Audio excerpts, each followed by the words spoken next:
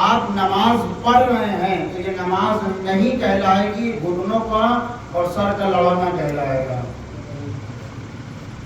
اگر معرفت نہیں ہے، آپ زکوٰۃ نکال رہے ہیں تو یہ صرف اور صرف نکالنا تو کہلائے گا لیکن زکوٰۃ نہیں کہلائے گی۔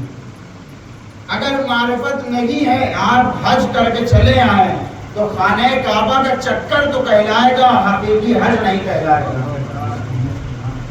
یعنی معرفت ضروری ہے، بنا معرفت کے کوئی کام ہونے والا نہیں ہے۔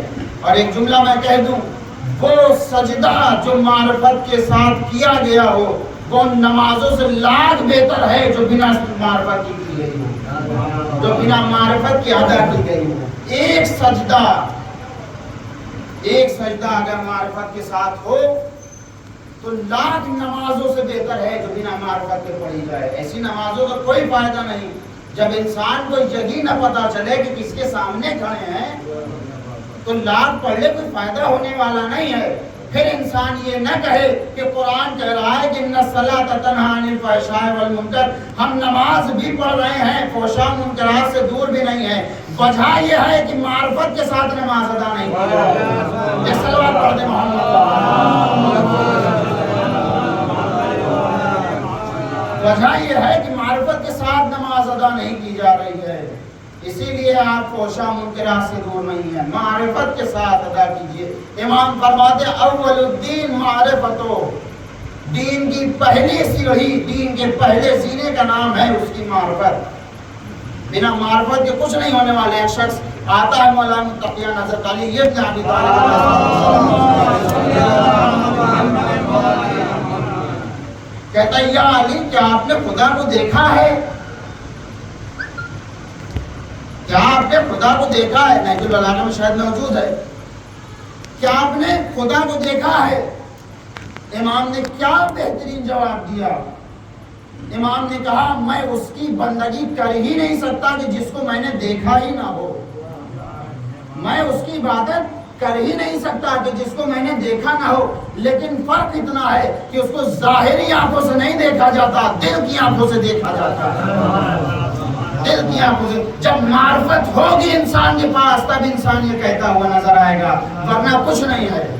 معرفت ضروری ہے، بنا معرفت کے کچھ نہیں ہے۔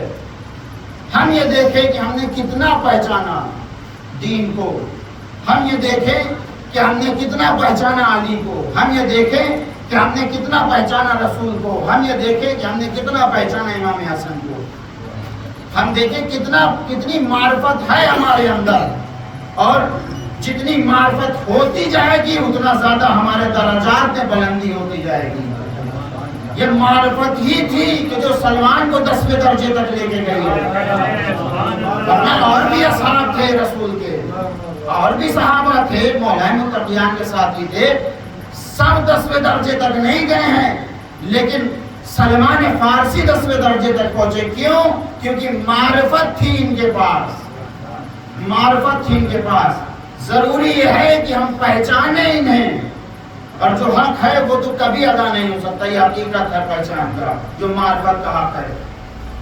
لیکن انسان یہ کہہ کر کے اپنا منہ نہیں پھیر سکتا کہ نہیں پہچان سکتے تو اس کا مطلب نہ پہچانا جائے، نہیں، جتنی اپنی اوقات ہے انسان اتنی تو معرفت حاصل کر سکتا ہے، اتنی تو حاصل کر سکتا ہے۔ علی کی ذات وہ ذات ہے، ایک جملہ میں کہہ دوں، علی کی ذات وہ ذات ہے کہ خطیب بیان کرتے کرتے فضائل تھک جائیں گے، علی کے فضائل ختم ہونے والے نہیں ہیں۔ شاعر علی کی شان میں شعر گوئی کہتے جائیں گے، علی کی فضیلت ختم ہونے والی نہیں ہے۔